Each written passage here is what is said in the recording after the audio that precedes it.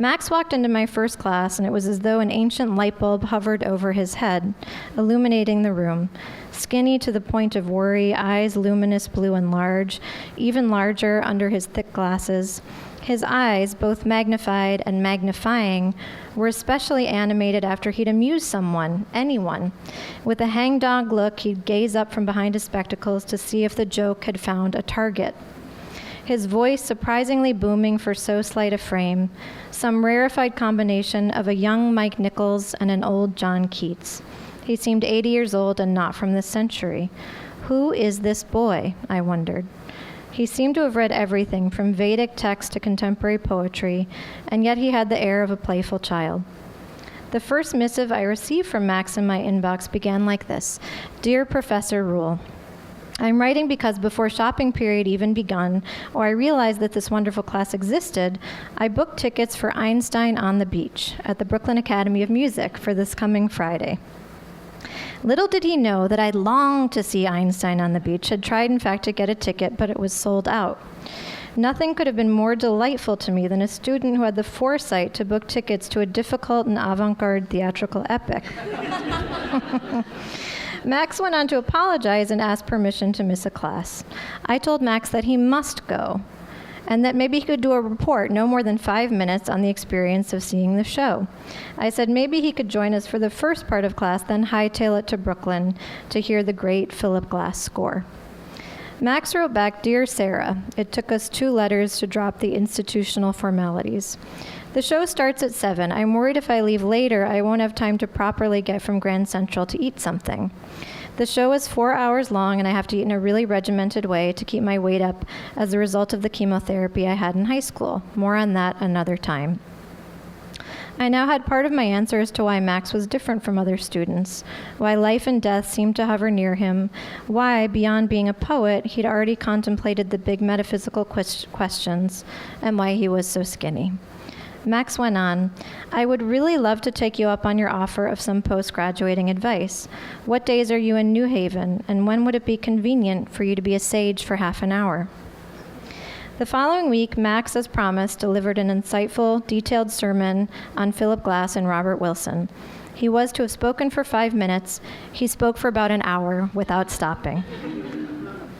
I later learned that a bright young woman in the class was horrified that a man was taking up an hour of class time with a lecture on Philip Glass. She was to become one of his best friends. In class, Max had boundless enthusiasm.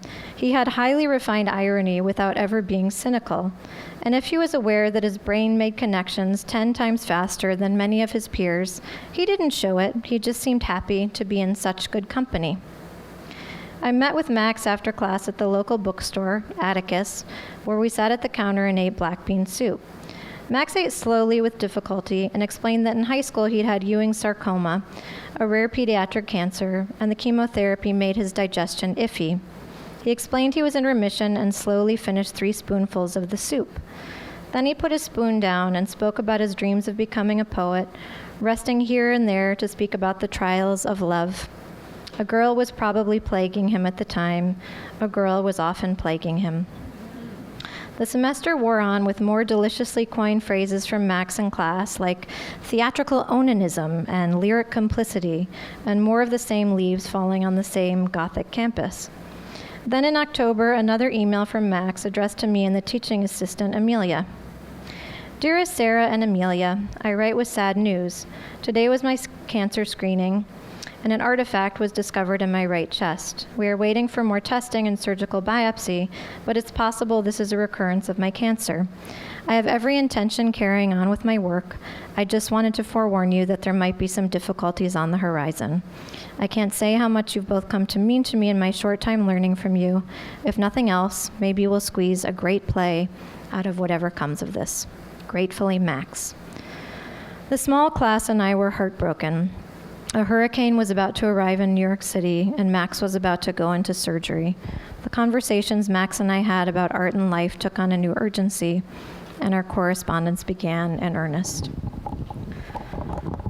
We're going to skip ahead a little bit. One thing that was unique about Max is he turned his teachers into colleagues in very short order because it was really obvious to his teachers that he was a colleague and a fellow writer. So Max and I ended up sharing poems with each other. Or I'd send him a play and he'd write a poem. And Mary Louise is going to read one of his poems. Refuge. For Sarah. Rain falls on the house. My mother dries dishes in the dark house in the rain. I'm your little dish, I tell her, even though I ought to be a man. You're a big dish. You mean I'm very wet. I haven't seen much and don't see much. The jungle of my short life is one row of white, straight, naked trees. The vines are white and fall apart in my hands as if dissolved under the tongue. Every living thing is screaming dust. To imagine a heaven is to admit there are things in this world you think you could never bring yourself to love, even given an unlimited number of attempts. Learn to love everything. The world becomes heaven. That sounds hard. I have a better idea. Pass the soap. I tell you now, unhappily knitted to bravery, that all you must do is hate yourself, round and round, hand in hand, foaming mouth open, rainbow bubbles dashing open. Hate yourself more than any other thing. You have made heaven. Heaven's proverb, when your milk finally spills, may it feed the toxic white slug impaled by the heel of the tyrant's loose sandal. And then I wrote him a letter saying, cut the last stanza, Max. And then I'll skip ahead a little bit. That fall, Max moved to New York and entered Columbia's MFA program in poetry. He wrote poems like water while undergoing chemotherapy. Our letters now take on the familiar quality of spontaneous logistical wrangling because we saw each other more often. They're more in the vein of, from me, I know you like Halloween. We're having a Halloween party if you want to hang out with kids and see spooky movies. And from Max, ooh, Halloween party. Then small missives about my kids. Spent Halloween with my William and his best pal Annabelle, both dressed as Peter Pan, shouting pixie dust away and running down the street. There would be invitations like, do you want tickets to my play? And from Max, read a poem with me at my poetry reading on 13th Street. Or from me, want to eat this weird mushroom soup that is supposed to help with lung cancer? I'll go to Chinatown and buy mushrooms and cook it. Or send me poems. I'm driving around in a minivan with 3 kids. I need poems like water. Or from Max, what is a hinky-pinky for infinite rainbow guitar pick? Spectrum plectrum. Maybe you guys don't know what hinky-pinky is. It's a rhyming game. I was busy in and out of rehearsal for various projects. Conversations with Max were more often in real time over a meal and not in letters. They went something like this, over a slice of pizza. And Mary Louise will be Max. So when I was your age, I walked into my professor's office and said, I don't believe in postmodernism or deconstruction. And she said, what all have you read about it? And I said, maybe a book or 2. Terrible, arrogant, but I still don't believe in postmodernism. You don't? Do you? I do. Postmodernism devours everything. It eats everything. It acknowledges the void. It has an appetite but no stomach. Yes, true, but it is the digestion of the fox and not the hedgehog. It can be playful and loving. For example, it can say, here is a coin from behind my ear. Here is a pine cone from behind my ear. Here is a dialectic. Okay, so it's a victory of smallness against self-importance. Yes. But it's so self-important. It can be. You're saying it's against the totalizing impulse. It's against Casaubon's key to all the mysteries in Middlemarch. I haven't read Middlemarch. I'm illiterate. You're hardly illiterate. My friend thought Middlemarch was about bunnies. That's Watership Down, yes? Anyway, I think the vision of postmodernism you describe is a new thing. It's to be invented. It's not postmodernism because it's small and humble and loving. It could be called loving postmodernism or something, LPM. Yes, LPM. What is LPM? It's small incursions of meaning into the void. It has to do with smallness. Yes, and with luminous priorities. Except I don't even want postmodernism in the title because it only defines itself in the negative up against modernism, and I find that inherently nihilistic. fantastic. It all goes back to the Holocaust and how we deal with the void and still be a joyous mammal. What can we affirm in the face of the void? Yes, but postmodernism is not affirmative, and the problem is that Heidegger and his cronies were Nazi sympathizers, so they can void out history, and that's very convenient. But how do we deal with the void and meaninglessness? My two favorite songs are Nat King Cole's Smile, as in smile while your heart is breaking, and Girls Just Want to Have Fun. Do you think Girls Just Want to Have Fun is a sad song or a happy song? Exactly. Sometimes Max would text me to distract me from nervousness before I gave a public reading. I am a reluctant public speaker, or to enliven my commute to New Haven. These dialogues would go something like this. I'm on the Amtrak quiet car. It's like my fairy godmother. Is it godmotherish because it transforms into a magically civilized place? Maybe death is an Amtrak quiet car. Then we'd both be right in a way. Yes, but who would we know on the car, and who is the conductor? No, I don't think you know anyone, but there are familiar dinner rolls. That sounds sad. Are there books? And the conductor is a reticent, beautiful Steve Jobs. That made me laugh. Good. I think when you die, you are a book, so you can't read any other books. Give me some brutal feedback on my new poem. It's new, so I'm afraid it isn't any good. Because I'm so brutal. You're not brutal. You haven't seen me play ping pong. Good Lord, your dark side. So skipping ahead a little bit, Max was undergoing chemo and things had been really hopeful. And then I met with Max at some point after some bad news. And he told me he was afraid of death. I wanted Max to know he could talk to me about his fear of death, that I wouldn't be squeamish or deny the possibility. So I wrote Max the letter that follows, and the reply would come almost a year later. Dear Max, a letter, and fair warning, this is about the afterlife, so read on only if you wish to contemplate such things. You told me yesterday you're scared of death, that sometimes you leave the house and forget your wallet, and you think death might be like that sensation. I left the house but forgot my body, my house, my New York City, my fiancé, my mother. The metaphor seemed apt. Walking out of the house and forgetting, but not being quite sure what you've forgotten. I think I may have told you once about a dream I had that comforted me about death. I'd had a biopsy of some breast tissue that looked questionable. It was normal, but I was dreaming and thinking of death. In my dream, I was going to a Buddhist temple in India. The steps up were very high and gave me vertigo. When I got to the top, I was going to make an offering, and I saw monks meditating, and the odd thing was they were able to meditate with their heads severed from their bodies, their heads lying peacefully on the ground next to their cross-legged bodies. I found this horrifying, the severed heads, but also comforting. The monks could still meditate without their bodies. In other words, their consciousness persisted. After I saw these monks, I saw golden Buddhas racing, all in gold. I was going to leave this tower and walk back down on steps all arranged like Legos, not glued in. As I walked down, the lapis Legos shifted under me and I faltered, falling. I was holding on to my daughter Anna's hand. When I reached the bottom, the stereo was gone, crumbled, and I apologized to the monk, and he said, "It's all right. They get arranged newly every day." I'm not sure why, but I found this dream to be a talisman that made me less afraid of death. Once in my 20s, I was in a car accident on Hope Street in Providence, and we were blindsided.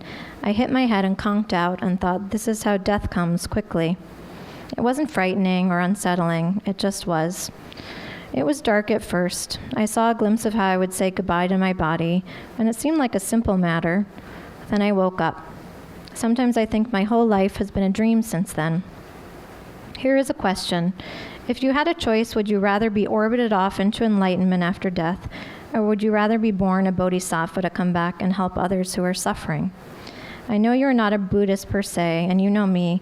I'm this strange, syncretic, wandering Catholic, former atheist, Thomas Merton admirer who just took refuge. I think you might already be a bodhisattva who has come back to help others. When I took a teaching from this wonderful Englishwoman, now a Tibetan nun, someone asked her a question about bodhisattvas, and she answered very plainly and anti-metaphysically, there are good people in this world. There are good people who help. Look around you. There are many good people. You, Max, are good. You don't know how many you've helped already. The more I've looked into this reincarnation business, the more I'm convinced that we've had numberless lifetimes and will have numberless more. It doesn't make death less scary because we still lose everything we love. All this contingent matter, our identity in this lifetime, this person, this feeling of being situated, this web of love we are cocooned in. But I do believe consciousness persists. I believe we get on a train and the train is God knows where, the opposite of a train. But I do believe something travels and arrives somewhere. When I met you, you walked into my classroom, this wise, luminous person, and I thought, it is not possible this young man is 20. You had a wisdom that can only be accumulated from many lifetimes of suffering. Forgive my sermonizing. I am not a sermonizer by nature, I hope. But when you told me you were afraid to die, I thought not many people like to discuss death, so I wanted to create an opening if you wanted to talk. I know I'm not qualified. The other dream that comforted me about death was about my father. I dreamed I saw him after he died, and in silver letter in the heavens was spelled out, "There is no God." I turned to my father in the dream and asked, "But who wrote that in the heavens?" And he said, "Exactly." At the time, I was in Prague, of course, reading the Brothers Karamazov, my father's favorite book. The dream seemed to be an answer to all the questions the book was asking. That in the asking, the ability of consciousness to frame the phrase, "There is no God," there was an answer. I will pray to whatever gods or God that your body gets better. And if your body doesn't get better in this lifetime, I will pray that we'll meet up and recognize each other in the next lifetime, where probably you will be my teacher, as you once were previously. Okay? I'm waiting for Anna to finish her violin lesson now. In the middle of writing this letter, she emerged from her lesson and needed help blowing her nose. You can contemplate existence all you want, but at the end of the day, someone needs to blow their nose and hand you a dirty tissue. P.S. I wrote you a small poem attached. An automated recording from a hospital near you for Max. An x-ray of your soul shows a general radiance, while the scan of your breath shows only poetry, waiting on the biopsy of your imagination, but we suspect it cannot be contained. Your body cannot contain you. You're way too wide for that. And if there is a Jewish heaven, it is here on earth on 13th Street, you shouting poetry in a crowded room, circling and wearing a pink kimono. And he wrote back a year later. Sarah, it's taken me just over a year to attempt to reply to this letter. I've told you often how much it means to me and how I intend to reply. But it's difficult to try and communicate back to something that loves you so much it burns you. I have a natural tendency to cut people off mid-sentence, to barely hear what they say before trying to touch it with my own mouth. I think my silence over this letter tells you how deep it goes. Thank you. This letter is silver in the sky, and in the end, that's probably all that will matter.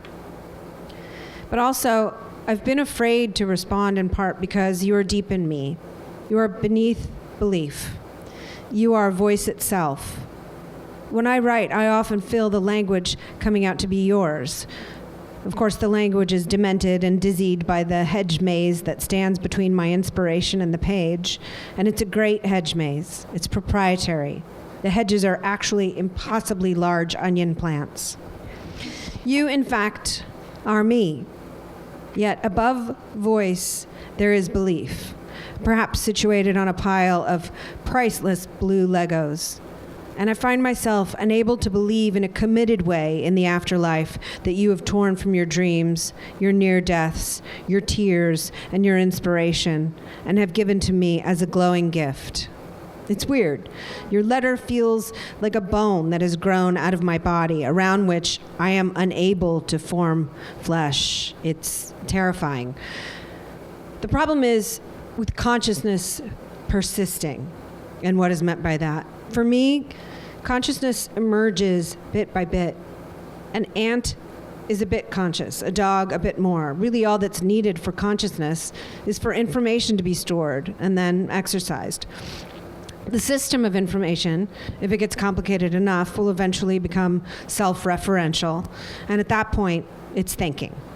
I'm a Turing boy in my heart and a Hume boy. I think 1 trillion planets in different galaxies moving with a degree of regularity and interrelatedness could have a mind. I think the act of speaking, in which information travels from brain to brain, if it is spread among enough brains, could form its own consciousness. This last idea I came to after I saw The Oldest Boy and wept, thinking that the monk and Tenzin, sharing the same set of ideas in the same language over and over again, could be a crucially stable line of code in the conversation that is God. I wrote a poem for you about this, where my shrink and I are like Tenzin and the monk. But the limitless potential for consciousness means another thing. It's really sloppy. The consciousness in our brain is not a coherent force, not something perfected and organized, but a phenomenon of trapping in as much of the world as we can. It comes to us through a welter of chaotic channels.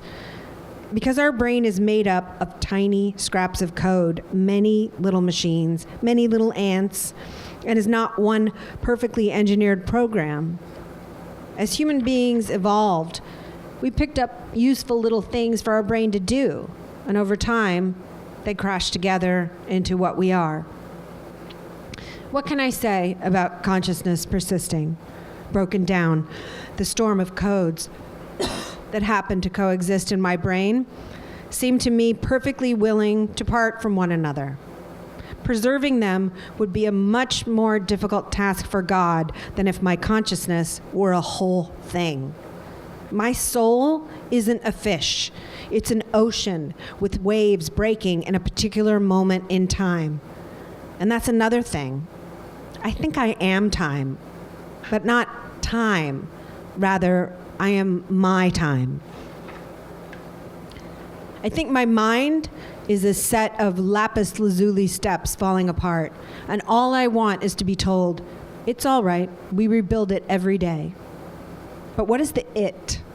What is it? And if I was vaporized by a ray gun, but then was replaced instantly by an identical person with an identical filigree of nerves shot through with identical sparks cased in an identical skull, would it still be me? I really don't think so. I'm starting to feel like Theseus, and I just want my fucking ship out of the dry dock and back on the water. Your love and vision, these seem to me to be the forces of life. They have the fingerprints of life all over them. They palpitate with your experience, with your blood. You're a great sense-making force. And I don't mean sense-making in the crotchety, bookish, neat way. I mean, you make stuff for my mind and nose and ears and mouth. I worry that the sense-making faculties fundamentally differ from those that would undo the senses. Maybe I'm a Zoroastrian. I feel like my love and my imagination and your love and your imagination are fires locked in eternal combat with the dark, the mute. Maybe my grief and your inspired calm are part of a greater consciousness. Maybe I have just written, "There is no God," in silver letters across the sky. That I could believe. But I don't know if I could get to carry the torch of my fear into the night that I am heading into. With more love than there is, Max. Our letters became more fragmented as the summer days lengthened. I had the good fortune of seeing Max many times that summer. My work life brought me to Los Angeles, and I was grateful for the Fiji water bottle meetings in Hollywood, if only so that I could visit Max. Our long letters naturally turned into texts or phone calls or simply being in each other's presence, sometimes not talking, just sitting. He revised his galleys and did press interviews from his blue steamer chair, his oxygen tank following him around. Sometimes Max would text me about his upcoming book, for Reincarnations. On a bad day, he would just text me pain or coughing up blood. On a good day, he would get expansive, saying, "Do you think books want to talk to us?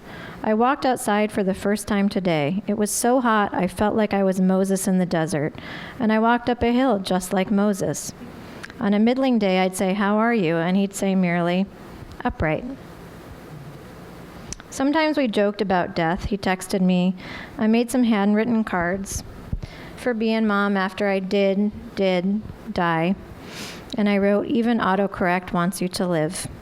"Ha," he said. It became harder and harder for Max to talk. Tumors were riddling his body and his lungs filled with blood. One tumor was wrapped around his aorta. He had a terrible barking cough. It was hard for him to catch his breath. And yet his dear ones were so used to Max talking. He complained that the more he couldn't talk, the more questions people would ask him, like, how does the wall work? How does the paint dry? What is happening in this TV show? I asked him, "And you want to be quiet?" He said, "I do, but I also want to talk because it's how I love people, and it's also how I live. I love the sound of my own voice." His text became more fragmented, or more certain that his life would be a beautiful fragment. He and I talked about how aesthetically we both loved fragments, or we would talk about the Japanese art of wabi-sabi, or Michelangelo's never-finished painting, the Manchester Madonna, the impossible beauty of unfinished figures in the background. And then he texted, "Death doesn't seem soon, it seems now, like I'm actively scribbling out the last pages. And while this is scary, it also brings home how little I have to figure out. God's an editor, and he's going to take this draft. The book is written. That's the part that actually means life happened." 3 days of silence passed. Max died that August, holding the hands of his wife and his mother. He was 25.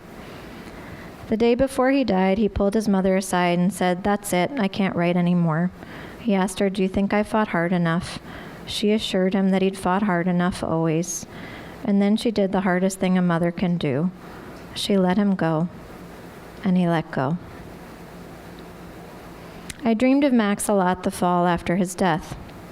Often I'd wake from a dream of Max and I'd be sitting up with a pencil, urgently trying to write it down. In one dream, he told me the moment of death was no worse than a colonoscopy. I was having a colonoscopy that fall.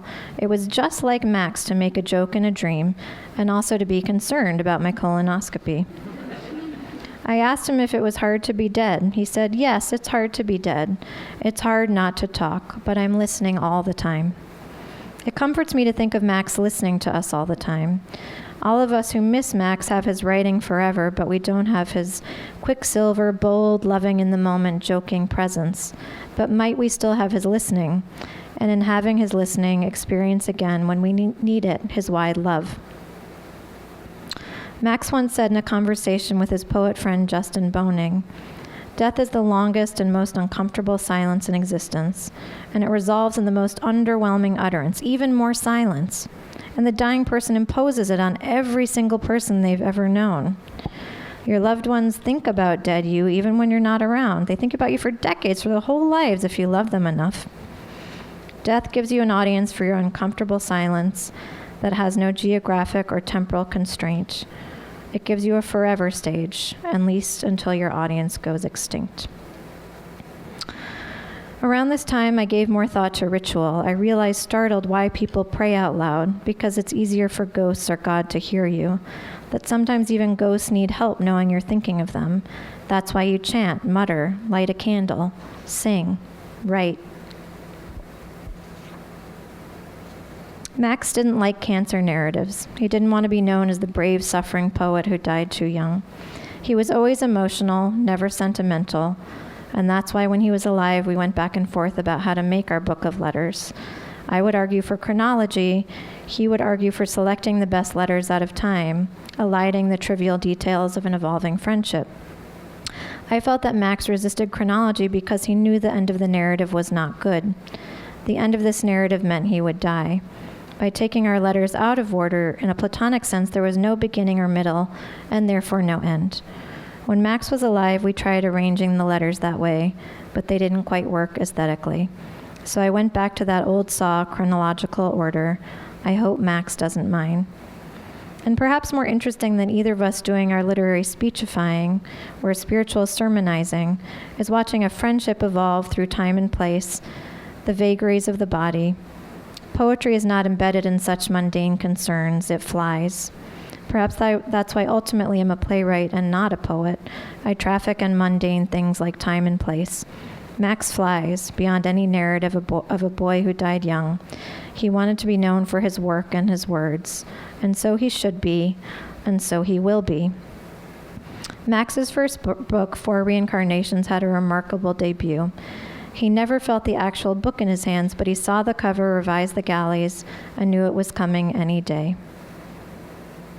Max's mother still writes to me to tell me of his literary triumphs, saying with heavy irony, "More useless glory for Max.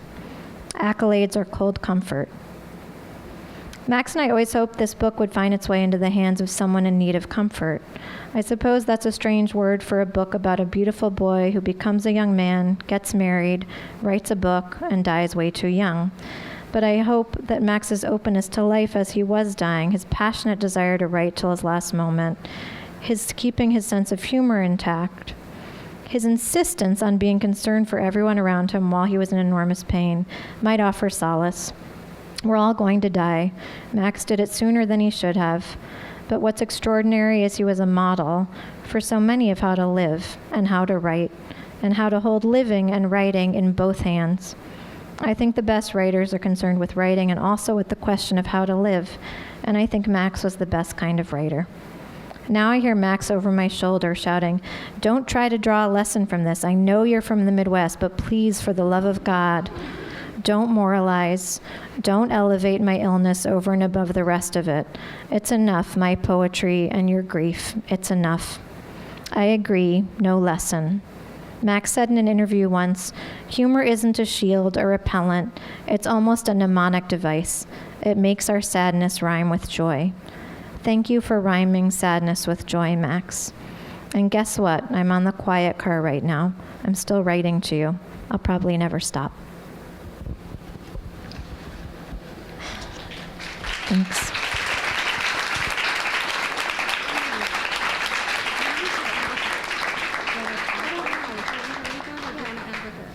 Well, do you want to talk a little bit, and then do you want to close with a poem?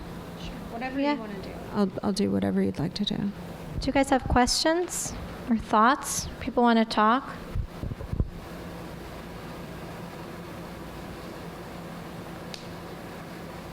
Don't be shy. I know half of you. Do you have a question, Mary Louise, or a thought? Well, it's funny because I was just talking to my friend Jeff, yes, you, yesterday, and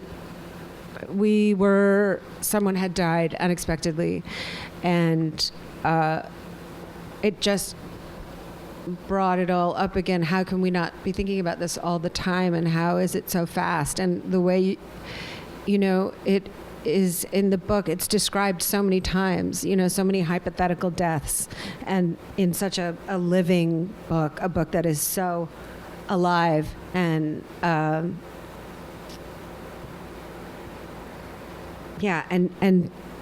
and growing and changing. The book, it really, to me, it felt like it was that feeling of the eternal question, and it's, you don't answer it, but you examine it in so many different ways and funny ways. And did you feel like when you were writing it, I think this is two separate questions, when you were writing it and now, did you feel like you landed on one thing, like one description that he has, or one metaphor that was particularly like comforting to you, or one that you hoped that is close to what it is? I think we have one series of letters where we talk about the idea of afterlife as a kind of play, but not play like theater play, but playfulness, like things being Like in dominoes, play. you mean? I wonder if I could find it. Tiddlywinks? Like improvisation, like making stuff up. I mean, Max says somewhere, heavens are all alike, and the Creativity? Yeah, heavens are all alike, and the people who make them are all artists, he says in either a poem or a letter.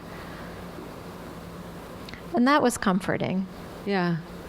You say also, I love that passage about, the ghosts need to be reminded, they need to hear us, they need a candle, they need a voice, and you also talk a lot about reincarnation. And do you feel like these ideas that you have are ever at odds with each other? Do you feel like you necessarily even need to know? I don't feel like I need to know much of the time. I just want to talk about it to everyone.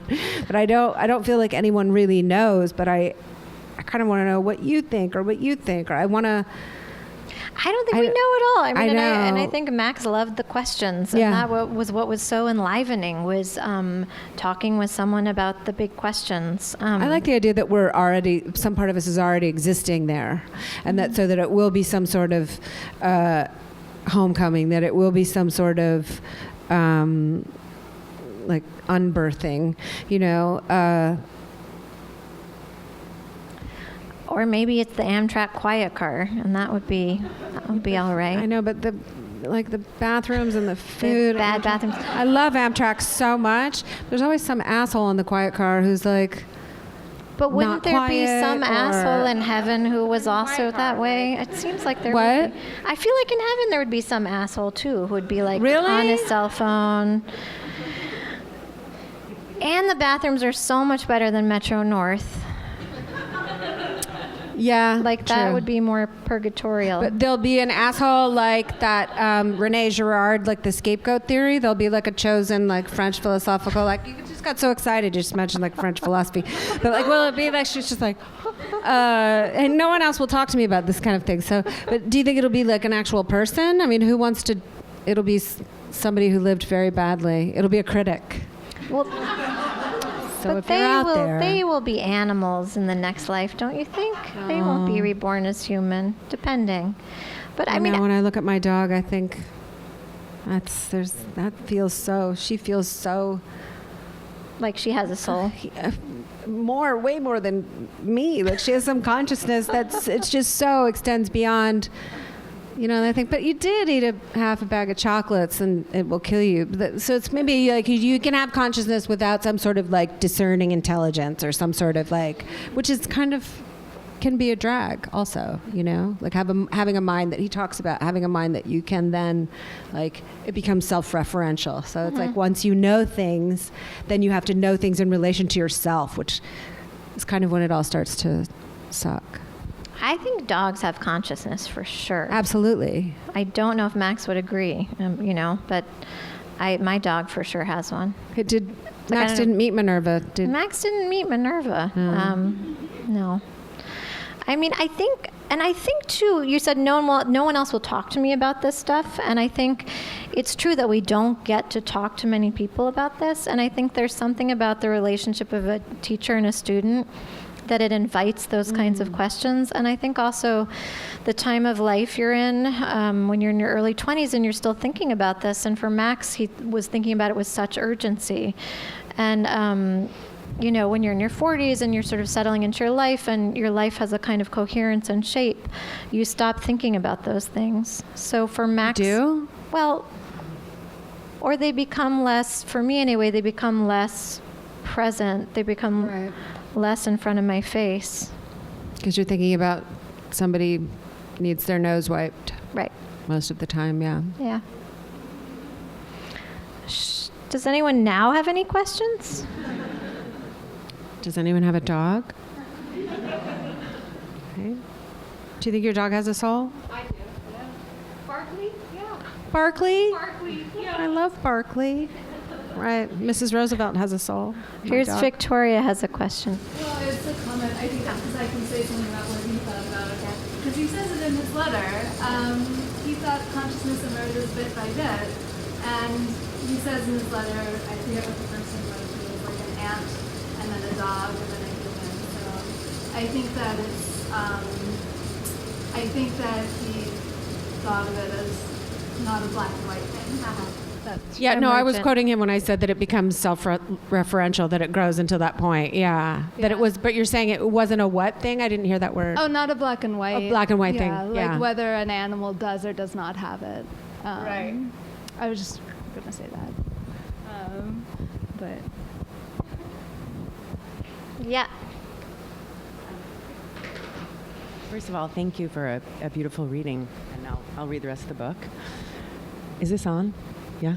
Can you hear me? Oh, okay. So I was super impressed by what I heard. I haven't read much of the book yet, or any of it, so I haven't just heard what you've read tonight, but I'm wondering if you and Max had the chance, or I guess what I want to say is I was really struck by your ability to talk to someone about these very difficult things. And then did you and Max talk directly about this big concept of the separation? Yeah, I mean, I think, and he has a poem about it, a beautiful poem. It's called Late Afternoon, about this idea of going out and leaving something behind. At least that's the metaphor I think he was using about the separation. And we did talk about it in person too. I mean, I think because I lost my father to cancer when I was 20, I felt a lot of empathy for Max being at college and not being able to talk to his peers about what was going on. I think most 20-year-olds are not thinking about mortality. They're thinking about everything else but mortality. And so that was part of it for me, I think, was feeling like, I think also when you're sick, a lot of your intimates, like your family or your parents, don't want to think you're going to die. So it's hard to talk to the very people you'd like to talk about those things with. So sometimes it can be easier to talk to someone who's less related. Other stuff? Yeah.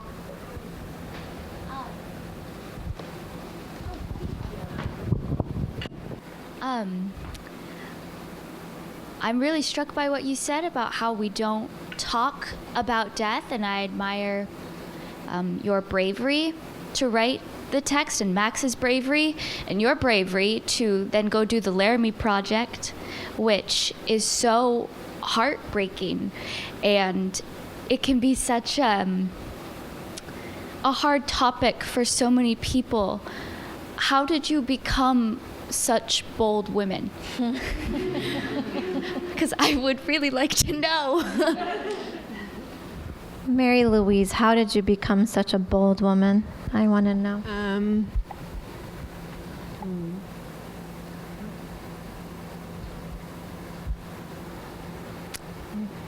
I think of myself as being incredibly fearful a lot of the time, actually.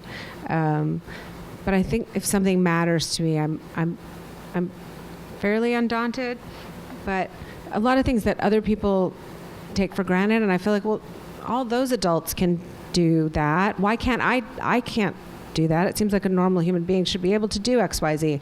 So I feel like there are a lot of things that make me incredibly, incredibly fearful. And then the bigger things, I do have a greater sense of comfort around people who are suffering, or people when they're feeling bad. I do feel like that's something that I'm useful for. And you know, it's a funny thing is when you're feeling bad or when you're dying. Not when you're dying, but when someone is dying, it's a hard thing because a lot of people don't want to talk about it, and a lot of times the person really does. And I had a friend who died the same age as Max, and people didn't really want to talk to her about it. And I just asked her one day, you know, are you afraid? And she said, I'm really, really afraid. I'm afraid there'll be nothing there. And I had met this woman that I was working with who had been pronounced dead twice. So you can take this for what it's worth, but I found it very comforting. She was this kind of remarkable woman. She was very unassuming, but really steady. She kind of presented the same way at every moment. There's this unwavering sense of self. And she said, I was talking to her about this girl. I'd gotten her a part on this TV show I was doing because she wanted to do something like that before she died. She had a bucket list, so we were trying to count off the things. Like I got Dave Matthews to sing her. So it was like, so there were all these things. So Susie, she knew about this, and I said, you know, she's really scared to die. And she said, she told me her story that she had died twice and been resuscitated.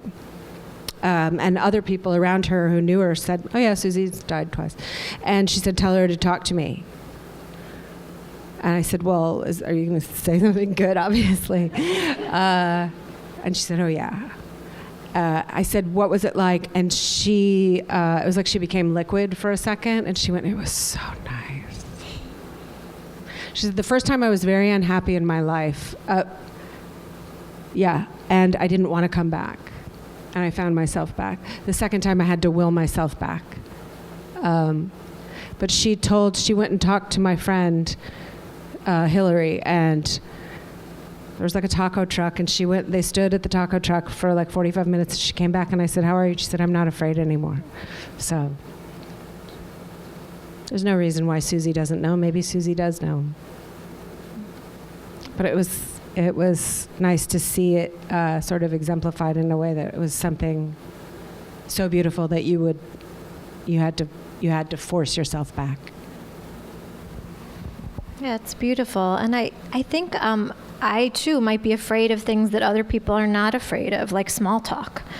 I don't like making small talk. I think that means that, yeah, and Max you're on the too. spectrum. Right. But no, because I find it like it makes me sometimes physically, and I find myself making like weird, like, when I'm talking to somebody at a party and like they think I have like some kind of like, it's really, really scary. And other people can drive cars and things like that. Like I can't do those things. I can drive cars, but I remember when you were in Dead Man's Cell Phone at the first rehearsal, and funnily enough, Max, the way Max decided to take my playwriting class was he'd seen Dead Man's Cell Phone in New York with Mary Louise in it, which seems like such a funny small world. But I remember we were sitting across from the table and people were making small talk, and you were like, "Do you believe in soulmates? Because I'm just not sure." And yeah, you just were like this, like very direct, like a laser.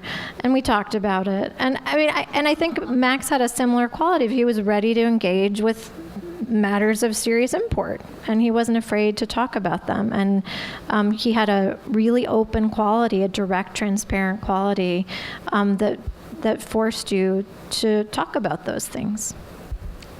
Crystal.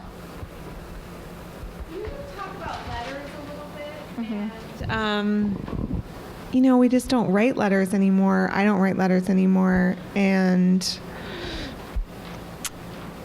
what we're missing by not writing, or as a sort of literary form, what they can be. And you wrote a poem of letters, based on letters. So will you just talk about letters a little? Well, I love letters, and I'm sitting with a woman who has like stacks of homemade stationery at home with letterpress and loves paper, and I love paper. And I think this actually wasn't written on paper, it was written through email, but I feel like Max's sensibility and my sensibility were such that I wasn't raised a millennial, so I wasn't raised with this quickness, but Max was. But he managed to have both. He manages to be someone who could write as though he was waiting on a whaling ship for an answer, and it would take a year. Like he took 1 year to reply to that letter and was thinking that he might reply, but we wrote, probably 100 letters in the interim. Or not 100, who knows how many, but he was waiting for that one until he was ready to write it. And I think that's one thing about letters in the mail is they require waiting, and they require emotions dimming and changing based on time. So instead of writing an email like, "Oh, I'm so fucking pissed at that person, excuse me, Anna," and then they write back right away, and then, everything gets inflamed. With letters, things kind of soften over time, and Wordsworth said poetry requires reflection, emotion and reflection. I'm paraphrasing, but I think that's what letters do. They add this ingredient of time and space, too. They require physical distance to travel. So I would be so sad if there were no more books of letters. And oh my God. It was really, great joy to write these letters with Max and then to cobble them together. Yeah, I love letters. I wrote a book that was letters. I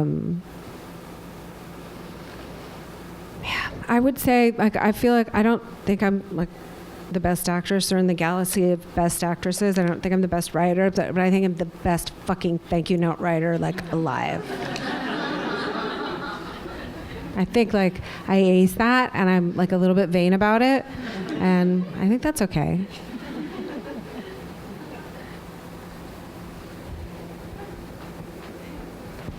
Thanks. Thank you for talking. I just wanted to ask, you said you had talked to Max about writing this book, Yeah. sort of while you were writing these letters, and I'm wondering if you found yourself like self-editing or self-curating since you knew that they were sort of going to be put into this form at some point? Maybe. I mean, I think it was sort of halfway into the book that we talk about, maybe it'd be a good idea to like gather up our letters and make something of them. And at first it was sort of a humble idea, like let's just print them out and let's like stitch them together and make a handmade thing and give it to our friends. And then at a point we thought, no, maybe it could actually be a book. So you might find, as you read it, that the later letters become more self-conscious, more knowing, more edited. I mean, it's hard. I'm sort of too close to them to know. But yeah, possibly. But I also think at the very end of his life, neither of us were thinking of that. We were just trying to communicate as best we could, often across long distances. And Max didn't know what form it would take. And I feel like we collaborated a lot when he was alive. And I feel like I collaborated with him after he was gone, or I tried the best that I could.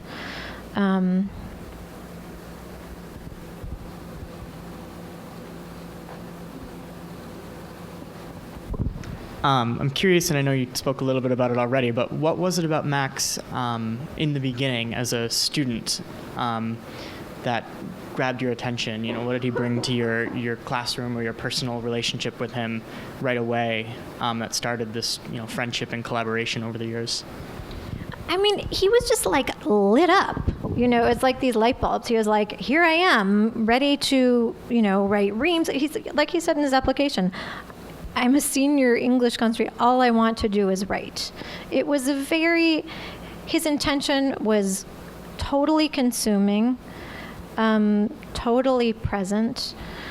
And also he just seemed older than many of the other students. It seemed like it was partly his emotional depth. What was also amazing about Max was he wasn't the kind of deep intellect who didn't listen to others, who wasn't engaged in reciprocity. He had a deep, deep ability to listen, to be generous to his colleagues. So I think that combination was incredibly rare to see in a student.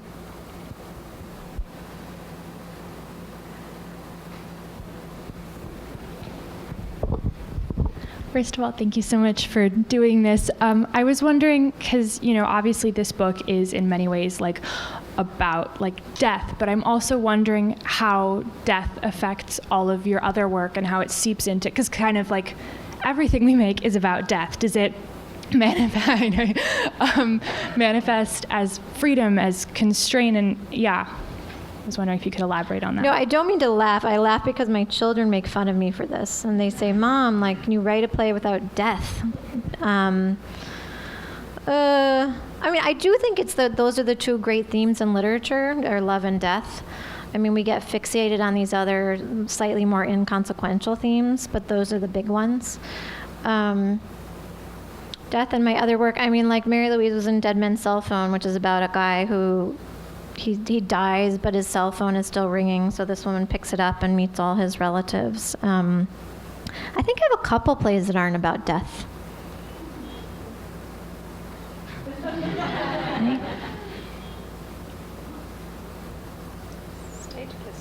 Yeah, there's no. I think once I got married and had children, there was less death. Yeah, but just about like the more sort of like, I don't know, the ways that we like death sort of like shapes our lives and shapes the way that even if it's not about death, it's kind of like, I don't know, how knowledge of death or presence of ending or perhaps beginning, and do you think that I don't know, do you think of death as a freedom and a beginning, or do you think of it as an end, or neither, or not sure? Well, I think death is a container, and it contains our life, and that's why we make art, because we're going to die. So we have to track this ephemera. I mean, it's why we take a picture. We think, oh, that light is beautiful. I better take a picture because one day I'm going to die. Or I mean, it's about the passage of time. One day I won't be here looking at this light bulb. I need a record of it. I mean, I think it's about having a record of it. Otherwise, just enjoy yourself. don't write a poem. Yeah, I think it makes me want to have less stuff and take less pictures, because I went through, I was close to death 4 years ago. And one thing that I became really conscious of after that was, what if I had died for a number of reasons, like A through N, the obvious reasons. But then somewhere along there I went, like, somebody would have had to clean off my desk and go through my closet and go through and I really don't want to leave that behind for other people, especially my children, and that to pare things down. And I am, a crazy curator of my children's lives, and I make, books about it and write about them and things like that. And I want to have those things, but I want them to be in order, and I don't want a lot of excess. I want to have less clinging to me when I fly out. Have you read that book, The Art of Swedish Death Cleaning? No, but I'm half Swedish. Are you? But we clean everything. That's all we do is clean. It's Not me. I'm Irish. Yes. No, I might have to get that. Yeah. Yeah. This row is very curious. Curious row. I haven't read the book yet, but I absolutely have to after this conversation. I'm curious if, toward the end of Max's life, if he knew how much time he had left, or if it changed during his illness, and if that sort of put a pressure on the amount to write, just with sort of a ticking clock. Yes, absolutely. And I mean, it was extraordinary because, so I met Max when he was a senior at Yale, and that's when he had the recurrence. And then there was a time when there was some hope from the immunotherapy he was doing, but he wrote a book for Reincarnations, and he was so worried it wouldn't get published in time for him to see it and for him to edit it. And the amazing thing is Milkweed Editions, that published this book too, was able to rush that book to publication so that he could have it and edit it before he died. But in those 4 years, he got married, he wrote a book. He then had enough uncollected poems for another book, which is very rare for a poet. It usually takes a poet quite a long time for a second book, but Max's book, Final Voicemails, which I'm sure you can buy here too, it's a beautiful book, and his mentor, Louise Glick, edited it and kind of curated his last poems together with some early poems. But he absolutely was incredibly aware of the ticking clock all the time, I think.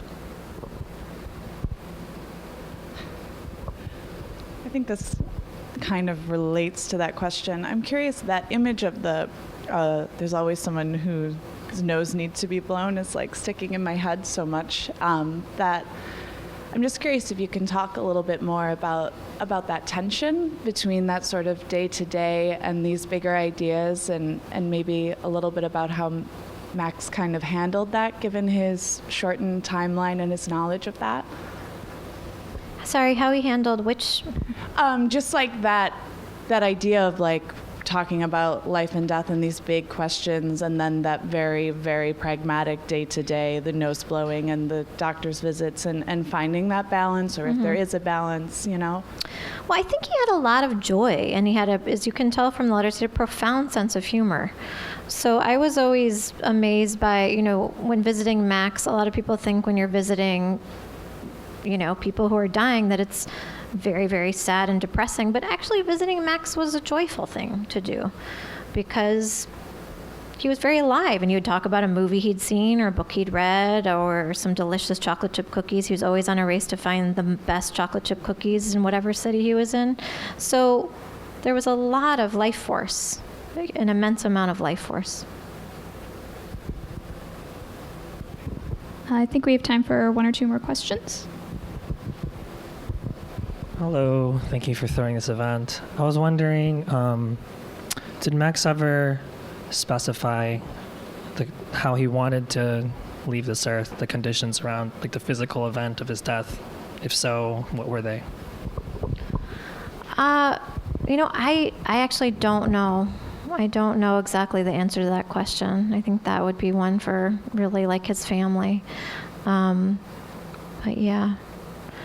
That seems like such a sad one to end on. So Why don't we have one more question, and then Mary Louise will read one more poem. How about that?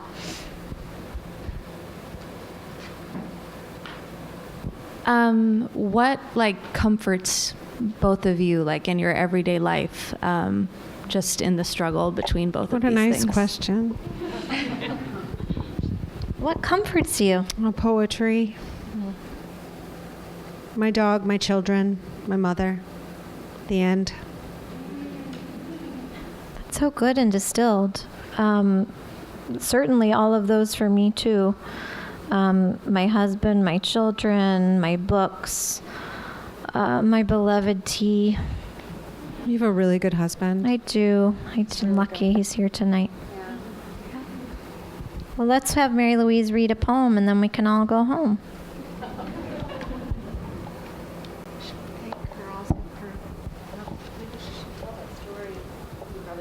Which story?